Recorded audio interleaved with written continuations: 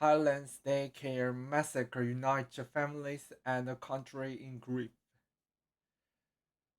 Uthai Sahawan, Thailand, CNN. Smears of dried blood still stained a wooden floor of the classroom in northern Thailand on Friday, a day after country's worst massacre unfolded in perhaps one of the most unlikely places.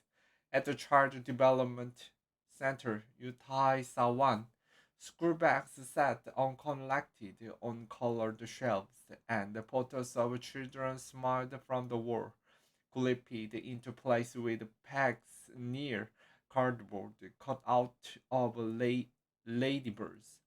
Outside, the sobbing parents sat on blue plastic chairs in the makeshift shed, nursing their grief and clinging to each other and their children's blankets and bottles. Other any reminder of life as officials finalized the plans for the visit from the country's top leaders. More than 20 young children ages 2 to 5 lost their lives in this classroom during nap time on Thursday when a former policeman armed with a knife and handgun forced his way inside and slashes them in their sleep. In the strange mix of grief and grandeur. At the center's front door, a red carpet had been rolled out for the delivery of the floral wreath, a gift from the Royal Highness Princess Shri Banavari Nari Nariratana Raja Kanya, the king's youngest daughter. Later Friday, the king and queen visited the injured survivors and their families at Nong Bua Lam Pu Hospital in a rare appearance. A source with direct knowledge of the king's schedule told CNN. Their visit followed that of the country's prime minister, Prayut Chan-o-cha, who earlier met with families at the relief center set up by the government, visited the hospitalized victims, and laid flowers outside the daycare. Thailand is accustomed to the underlying tensions that comes in a nation governed by leaders of the military coup, but violence of the type perpetrated on Thursday is rare. The last mass death in the Southeast Asian country was 2 years ago, when a former soldier went on a rampage at the military site before the targeting shoppers at the mall in Nakhon Ratcha- Ratchasima province, known as Korat, former south, further south. In that case, the shooter was said to have erupted by after an argument with another soldier over a land selling commission fee. In this case, the motive is unclear, but after terrorizing the child care center, Panya Kamlap, a 34-year-old former policeman, drove home and shot his wife and child before taking his own life. Families of victims mourn while waiting for blessing from Buddhist monks on October 7, 2022. The Buddhist monks donate blood for the victims on October 7th in Nong Bua, Lampu, Thailand. The total death toll was 36, including Panya's wife and 2-year-old stepson, who normally attended at the daycare center, who wasn't there when the officer came searching for him. Toddler's death takes the number of children killed to 24. Drugs may have played a role. Officers said Panya had appeared in court that morning on drug possession charges, though blood tests are being carried out to determine if drugs were in his system at the time of the attack. Regarding the motivation, the police have not ruled out any possibilities. It could be from personnel stress or the hallucination from drugs. We have ordered a blood test, lawyer Thai police said in a statement. The result may give some answers as to why it happened, but they warn put an put an end to the inconsolable grief that felt throughout these small, close-knit communities, or solve the question of how to stop it from happening again.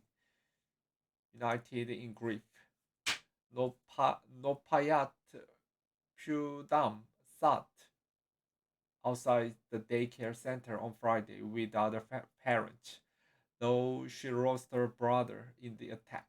Unlike others there, Nopalat knew the killer.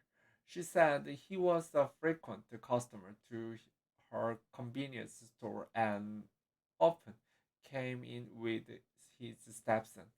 He seems polite and spoke softly, he said. Nopa, no, Noparat, Nopart. Pudam told CNN she lost her brother in a massacre. Details of the massacre have been slow to emerge, but the accounts given so far describe the man armed to kill who didn't hesitate to attack innocent children and even shot dead a pregnant staff member who was a month away from giving birth. One staff member said Panya entered the center around noon, while two other staff members are having lunch. They heard sounds like firecrackers, so two colleagues collapsed on the floor. Then he pulled another gun from his waist.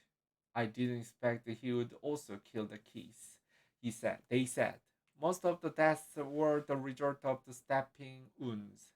Local police chief Major General Paisan Luesombun told CNN. First responders told CNN of the grim scene that awaited them. Most injuries were to the head, they said.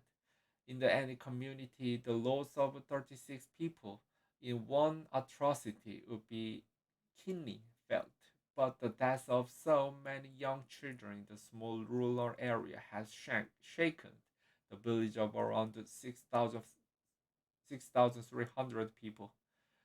Distraught families sat side by side outside the center, united in grief as they await Friday for details of government support. This couple lost their 4-year-old son in the massacre. They included the heavily pregnant mother of 4-year-old Tawachai Sipu, also known as Dan, who was too distraught to speak. Dan's grandmother, Yi Yode Kao, told CNN the family had been excited to welcome a new baby brother. Now their joy is drowned in loss and Brief disbelief that someone could murder innocent children. I couldn't imagine they would be these kind of people, said Oi. I could not imagine he was this cruel to the children. Also sitting in numb grief were Pimpa Tanya and Chalem Sleep Krausai, the parent of talkative twin boys, Wilapat and Olapon, who were yet to celebrate their fourth birthday with two children. Their family had been complete. Pippa, Pippa said her mother had phoned her to tell her there's been a shooting at the daycare center. At that time, I was not aware that my children were dead. My husband kept the news from me. I know it after I returned home. What lessons can be learned? Rows of small toddler-sized coffins in white and pale pink were laid on the ground as police retrieved their bodies from the classroom Thursday. Across the country on Friday, people were Black and flags flew at half staff at the government buildings, as those turned to what lessons could be learned from the massacre within the walls of the classroom. The Thai official lies a weight of flowers from the lawyer family to mourn those killed at the child care center in country's north. Gregory Lamond from Australian National University said he sees parallels between the mass shooting in 2020 and what happened Thursday at the daycare center. Both the perpetrators had served as officers in the country with a strong policing and military presence. These are young men. They appear to have become alienated in some way, and they had access to weapons, he said.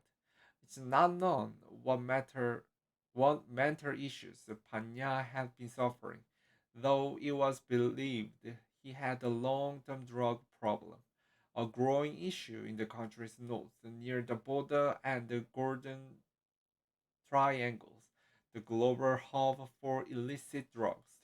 Last year, officers seized the record amount of meta- methamphetamine, nearly 172 tons, in East and Southeast Asia in 2021, including the first haul of over 1 billion methamphetamine tablets. There is a lot of manipulating manufacturing going on a Mekong sub-region, and there's also a lot of trafficking through Thailand, said Lamond. So all of that means that there's more people who are developing problems with the methamphetamine, and I think that has to be seen as the pretty significant cause of what happened here. The mix of drugs and mental health issues among the forces is the problem Thailand needs to address, he added. Thailand might have to start to think more about how it manages mental health amongst professionals, particularly those who have access to guns or have been become used to having used to have having used to having violence as the kind of tool for their occupation. Journalist Nut, Nut Nicha Swanchinda contributed to this report.